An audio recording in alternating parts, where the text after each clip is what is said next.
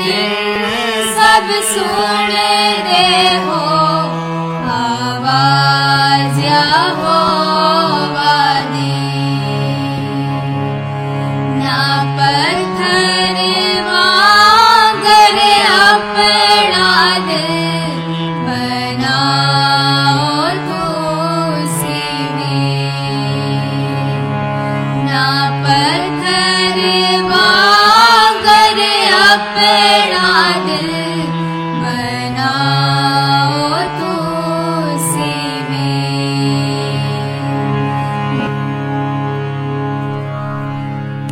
آسمانوں زمین کے سب سے خوبصورت عظیم جلالی اور فتح مند نام یسوع مسیح میں آپ سب کی سلامتی چاہتا ہوں۔ وقت ہوا چاہتا ہے کہ ہم خداوند خدا کی باروب اور معتبر آواز کو سنیں۔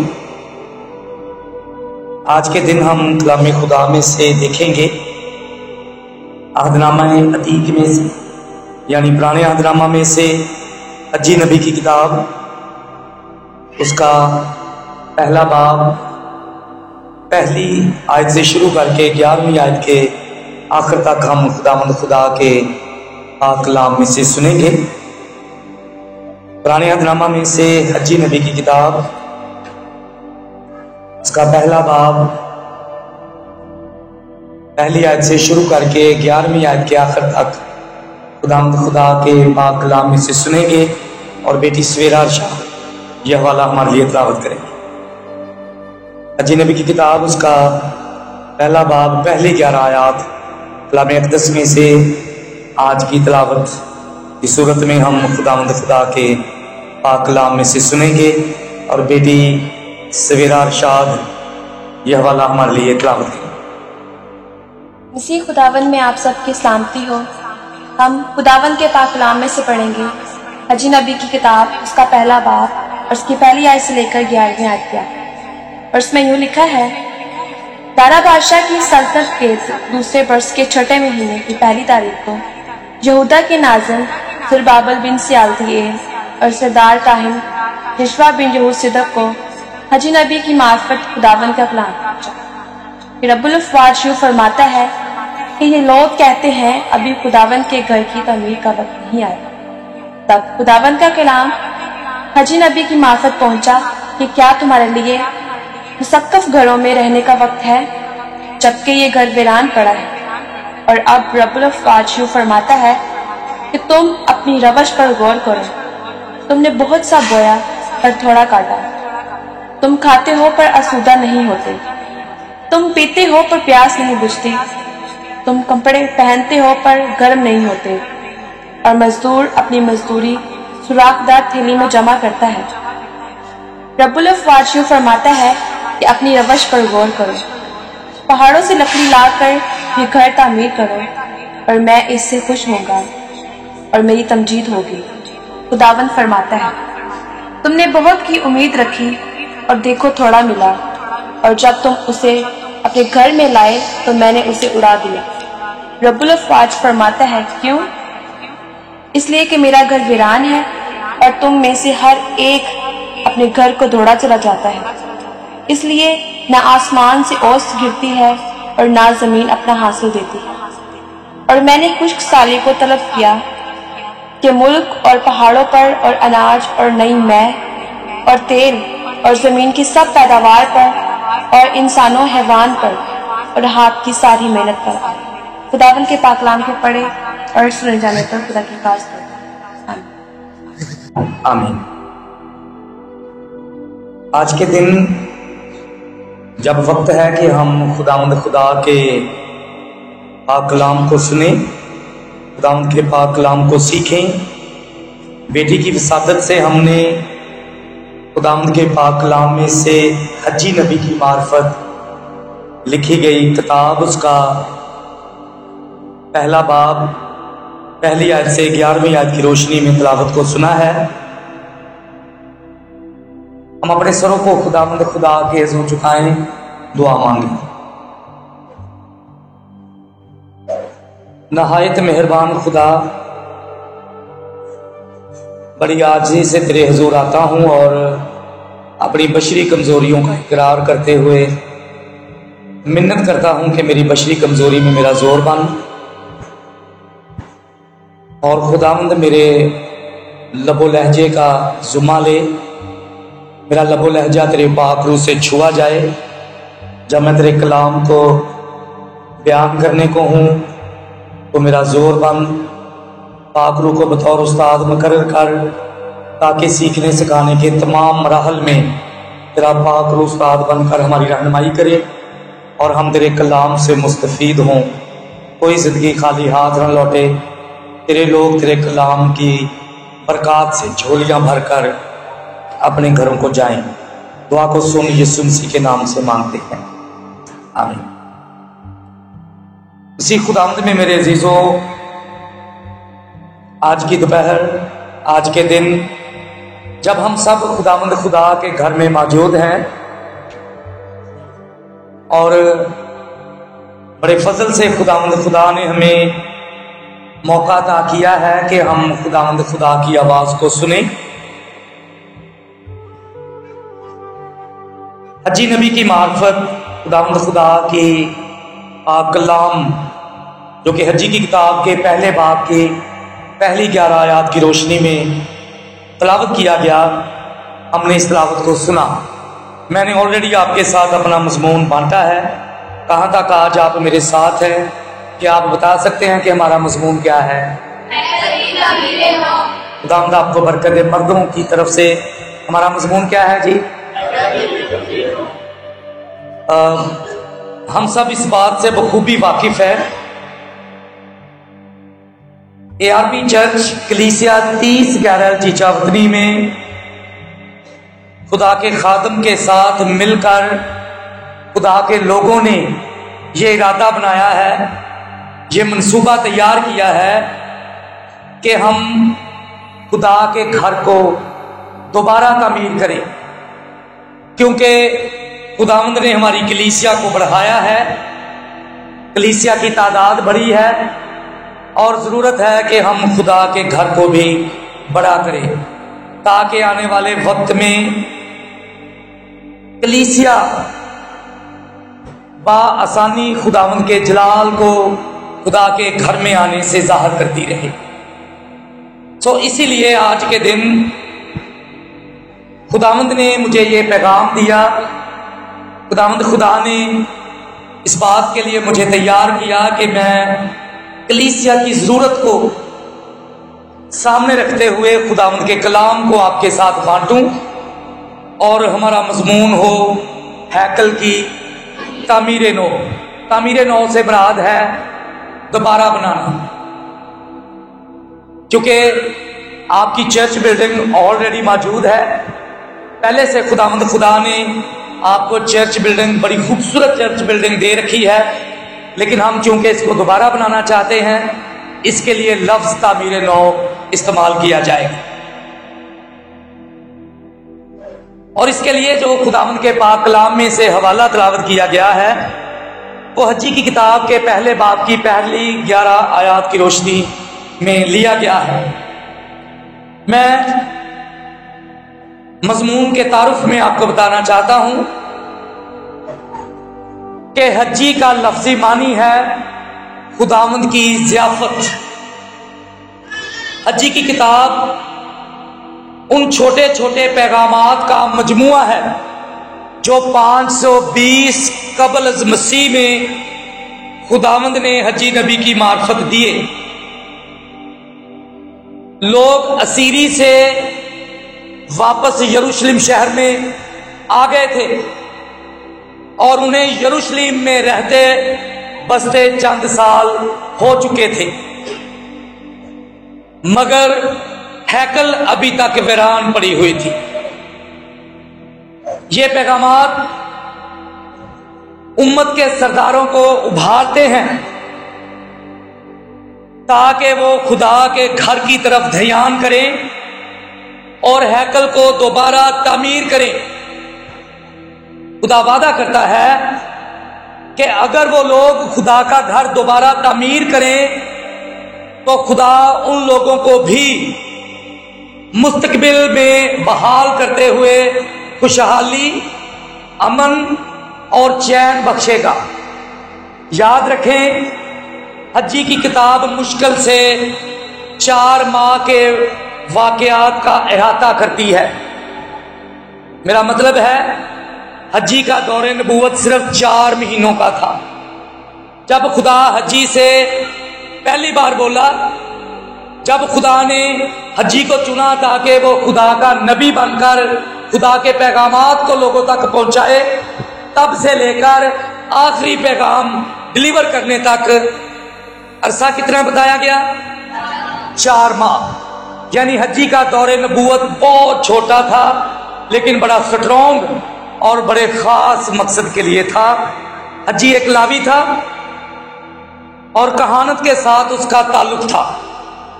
یہ مضمون جو میں نے آپ کے لیے چنا ہے، عالمگیر سطح پر اس کی بڑی اہمیت ہے، یا ہم اس مضمون کو انٹرنیشنل مضمون بھی کہہ سکتے ہیں۔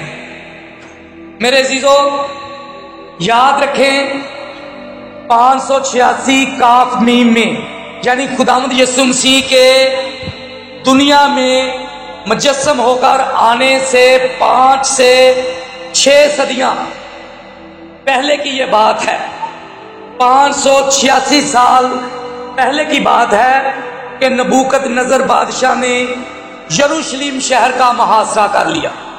اس بادشاہ نے یروشلم شہر کو گھیر لیا، اس پر دعویٰ بول دیا اور ہیکل کو مکمل طور پر برباد کر دیا۔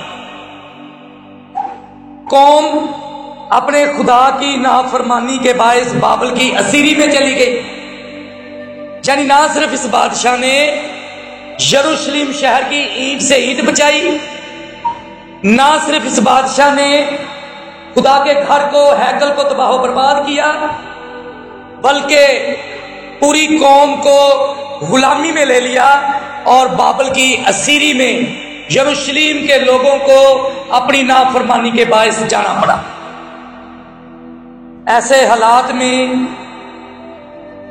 ایک فارسی شہنشاہ خورس نے ایک شاہی فرمان جاری کیا کہ یروشلم میں ہیکل کو دوبارہ تعمیر کیا جائے۔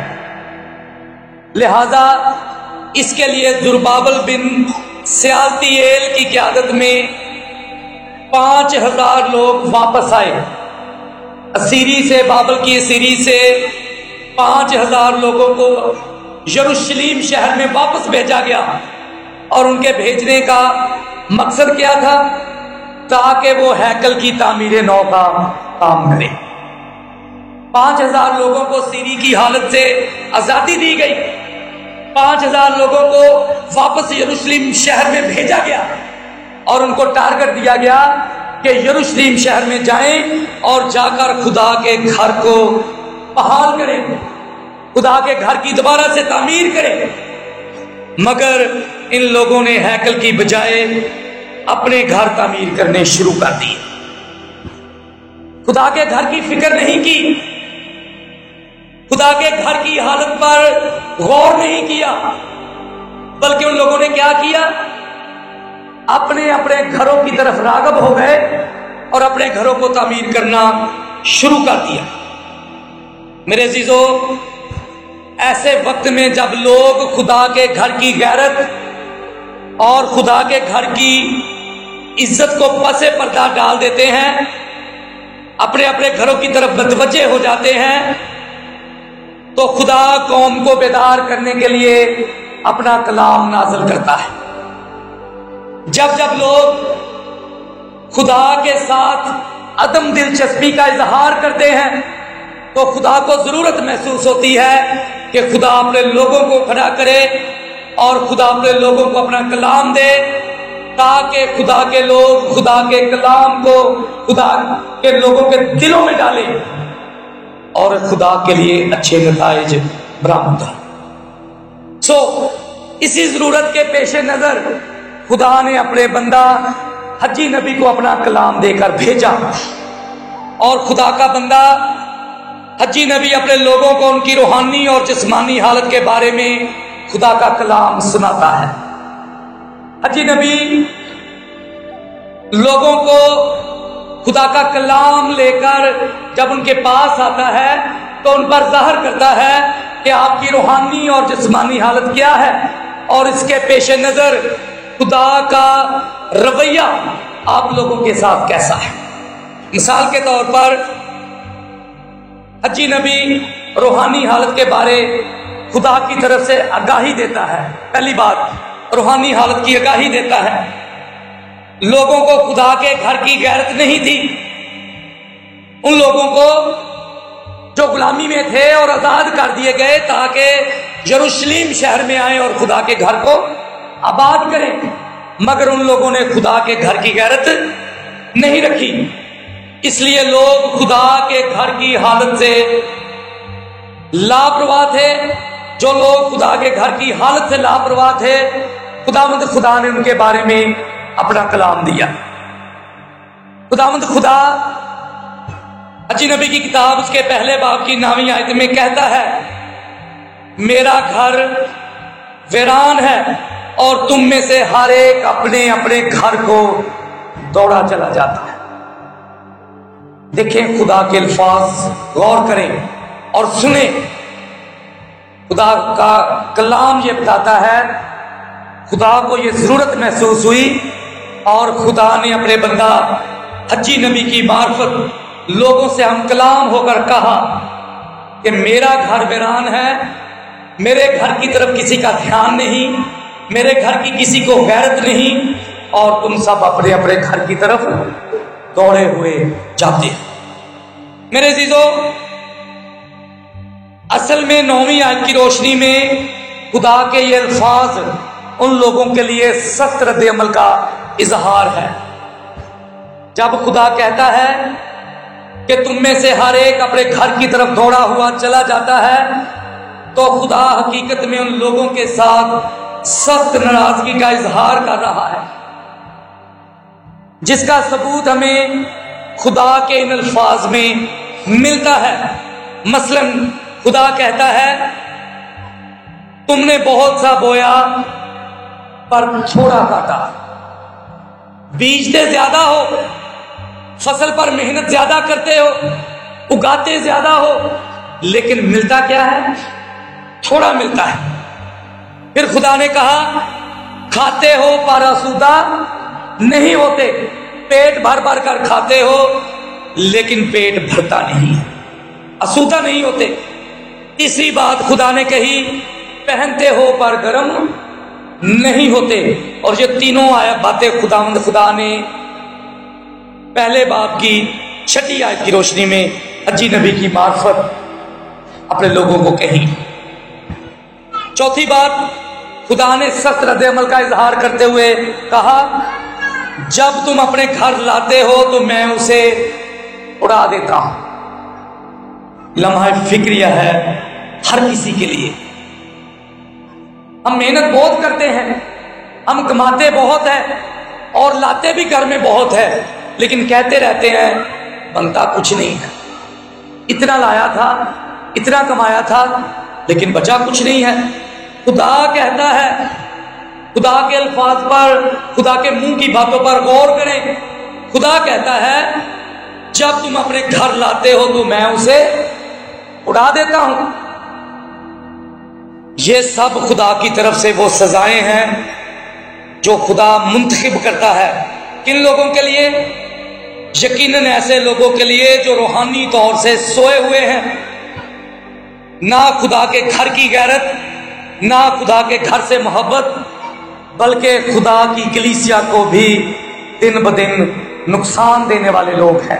اور ان لوگوں کے لیے خدا ان سزاؤں کو تجویز کرتے ہوئے حجی نبی کی معرفت بیان کرتا ہے کہ تم اپنی زندگی میں سکون نہیں پاتے، اور میں تمہارے لیے ایسا کرتا ہوں، میں تمہارے ساتھ ایسا کرتا ہوں کیونکہ تم میرے گھر کے ساتھ، میرے گھر کے لیے غیرت نہیں رکھتے اور میرے گھر کی عزت نہیں کرتے۔ روحانی پوائنٹ آف ویو سے۔ دوسری بات، خدا اپنے بندہ حجی نبی کی معرفت جسمانی حالت کے بارے آگاہی دیتا ہے کہ لوگوں کا جسمانی طور سے برتاؤ کیسا ہے۔ رب الفاظ فرماتا ہے، اپنی روش پر غور کرو، میرا گھر ویران پڑا ہے، یعنی میرے لوگوں کی جسمانی حالت یہ ہے کہ گویا ان کی زندگیاں، ان کے بدن میرے گھر کا رخ نہیں کرتے اور میرا گھر ویران پڑا ہے۔ لوگوں کے اپنے کام ہی ختم نہیں ہوتے، لوگوں کی جسمانی طور سے موجودگی خدا کے گھر میں نہیں ہوتی، اور خدا کہتا ہے کہ میرا گھر ویران ہے اور یہ لوگ میرے گھر سے دور بھاگتے جا رہے ہیں۔ جسمانی طور سے عدم دلچسپی کی سزائیں بھی خدا نے دی ہیں۔ خدا کہتا ہے مزدور اپنی مزدوری سوراخ دار تھیلی میں جمع کرتا ہے۔ جب کسی کو خدا کے گھر سے دلچسپی نہیں رہتی، جب لوگ خدا کے گھر کی طرف اپنے قدموں کو نہیں بڑھاتے، جب لوگ خدا کے گھر کی طرف پیٹ کر دیتے ہیں اور اپنے کاموں کو سر انجام دینا زیادہ پسند کرتے ہیں، تو خدا کہتا ہے کہ ان کی حالت میں ایسے کر دیتا ہوں کہ گویا وہ محنت کر کے مزدوری کر کے اپنی مزدوری تو لاتے ہیں اور لا کر جس تھیلی میں ڈالتے ہیں اس تھیلی میں کیا ہوتا ہے؟ تو سوراخ سے مراد میرے عزیزو یہ نہیں ہے کہ اس تھیلی میں سوراخ اس طرح سے ہے کہ اوپر سے ڈالتے ہیں نیچے سے گر جاتا ہے، بلکہ سوراخ یہ ہے کہ خدا اس تھیلی میں برکت نہیں رہے۔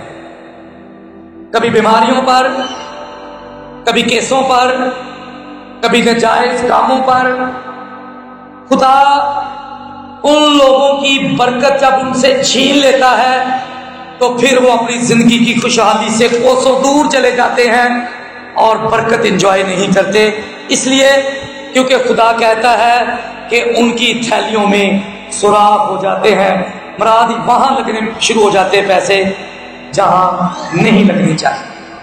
بے برکتی کا شکار لوگوں کی جسمانی حالت کے پیش نظر، یعنی جب لوگ اپنا وقت، اپنی موجودگی خدا کے گھر کو اور خدا کو نہیں دیتے تو خدا آسمان کی برکات بھی بند کر دیتا ہے۔ پہلے باب کی یعنی حجی کی کتاب، اس کا پہلا باب، اس کی 10ویں اور 11ویں آیات میں لکھا ہے،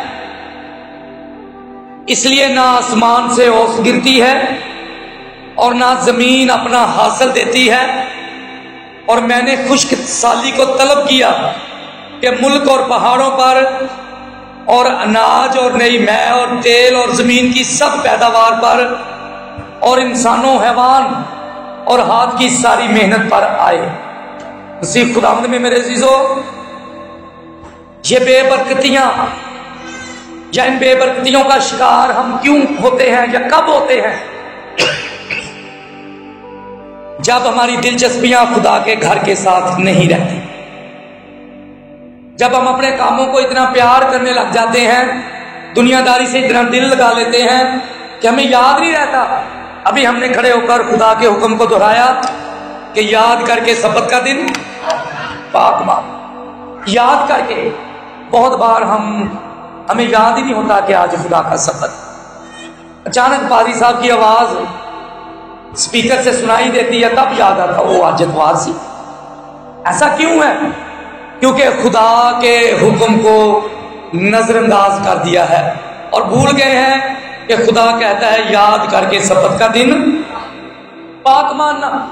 اور جب ہماری پریزنس خدا کے گھر میں نہیں ہوتی، جب ہماری موجودگی خدا کے گھر میں نہیں ہوتی، جب ہم جسمانی طور سے اپنی خدمت خدا کو نہیں دیتے تو ہم بے برکتی کا شکار ہو جاتے ہیں۔ مسیح خداوند میں میرے عزیزو، بہت بار ہم اپنے کاموں کو پہلا اور خدا کے کاموں کو دوسرا درجہ دیتے ہیں، جس کی وجہ سے ہم وہ برکات حاصل نہیں کر پاتے جو خدا ہمیں دینا چاہتا ہے۔ قوم اسرائیل کو خدا خبردار کرتا ہے کہ میرا گھر ویران پڑا ہے، اس کی تعمیر کرو، میرے گھر کی طرف نظر کرو، اپنی موجودگی دو، روحانی اور جسمانی طور سے اپنی خدمت میرے گھر کو تعمیر کرنے کے لیے دو۔ میرے عزیزو یاد رکھیں، ہماری کمیوں یا کمزوریوں کی وجہ، میرا مطلب ہم کیوں پیچھے رہ جاتے ہیں، ہم کیوں خوشحالی نہیں دیکھتے، اس کی وجہ ہم خدا کے گھر سے اور خدا کے کلام سے دلچسپی نہیں رکھتے۔ لکھا ہے تیرے گھر کی غیرت مجھے کھا جائے گی۔ خدا کے کلام کا یہ خوبصورت حصہ کب پورا ہوا؟ جب مسیح خداوند نے کوڑا اٹھا کر ہیکل میں کاروبار کرنے والوں کے ساتھ سخت رویہ کیا اور ان کو ہیکل سے بھگا دیا۔ یہ خدا کے گھر کی غیرت تھی، یہ خدا کے گھر کے ساتھ دلچسپی تھی کہ خداوند یسوع مسیح کو بھی کوڑا اٹھانا پڑا اور لوگوں کے ساتھ سخت رویہ اختیار کرنا پڑا۔ مسیح خداوند نے ہیکل کی صفائی کر کے ہمیں بہترین نمونہ دیا ہے۔ خدا کے گھر کی عزت ہمیں رکھنا ہوگی، کیونکہ مسیح خداوند نے ہمیں سکھایا ہے، مسیح خداوند نے اپنے رویے سے ہمیں سکھایا ہے کہ اگر ہم اس کے لوگ ہیں تو ہمیں خدا کے گھر کی غیرت اور خدا کے گھر کی عزت رکھنا ہو۔ خوش قسمتی سمجھیں، خدا ہمیں اپنا گھر ایک مرتبہ پھر بنانے کی توفیق دے رہا ہے۔ ایک وقت تھا جب داؤد نبی کے بارے خدا نے کہا مجھے میرے دل کے موافق بندہ مل گیا۔ پھر اسی داؤد سے خدا نے کہا کہ تو میرا گھر نہیں بنائے گا۔ ان الفاظ پر غور کریں، یہ الفاظ خدا کے منہ کے ہیں۔ ایک بندے کے لیے خدا کہتا ہے کہ یہ بندہ میرے دل کے مطابق ہے، اور پھر اسی بندے سے خدا کہتا ہے تو میرا گھر نہیں بنائے گا۔ میرے عزیزو، میں یقیناً خود کو خوش قسمت سمجھتے ہوئے خدا کا شکر گزار ہوں کہ جس نے مجھے بڑے فضل سے موقع دیا کہ میں آپ کے ساتھ مل کر خدا کے گھر کو تعمیر کر سکوں۔ یہ میری خوش قسمتی ہے، ایک بار پھر تعمیر کر سکوں۔ خدا نے مجھے پہلے بھی اپنا گھر بنانے کی توفیق عطا کی اور اس کے لیے میں خدا کا شکر گزار ہوں۔ چک نمبر 125 15 میاں چنو میں خدا نے مجھے فضل دیا ہے کہ میں اپنی خدمت میں ایک خدا کا گھر بنا کر آج آپ کے پاس ہوں۔ خدا نے مجھے پھر سے یہ موقع دیا ہے کہ میں خدا کے گھر کی تعمیر نو میں آپ کے ساتھ مل کر اپنا کردار ادا کر سکوں۔ میں دعا گو بھی ہوں کہ خدا ہر طرح سے مجھے اپنے فضل میں چھپاتے ہوئے استعمال کرے، تاکہ مجھے ایک بار پھر سے یہ اعزاز مل سکے۔ اپیل کے طور پر میں یہ کہنا چاہتا ہوں، اپنے گھروں سے نکلیں، اپنا وقت، اپنی موجودگی، اپنے جذبات، اپنی خدمت، اپنے وسائل، اپنے ہدیہ جات خدا کو دیں۔ خود کو خوش قسمت سمجھتے ہوئے خدا کی شکر گزاری کریں، کیونکہ خدا ہم سب کو، یعنی خدا کلیسیا 30 11 چیچاپتنی کو بڑے فضل سے اپنا گھر دوبارہ بنانے کا موقع دے رہا ہے۔ میں دعا گو ہوں خدا ہم سب کو اپنے جلال کے لیے استعمال کرے، خدا ہم سب کو اپنے کلام کے وسیلہ سے برکت دے، آمین۔ تیرے ہتھیار ہوون گے خداوند دی وفاداری، تیرے ہتھیار ہوون گے خداوند دی وفاداری، ڈراوے گا نہ دن دا تیر، ڈراوے گا نہ دن دا تیر، نہ تینوں رات اندھیاری، ڈراوے گا نہ دن دا تیر، نہ تینوں رات اندھیاری۔ خدا دے پردے ہیٹھا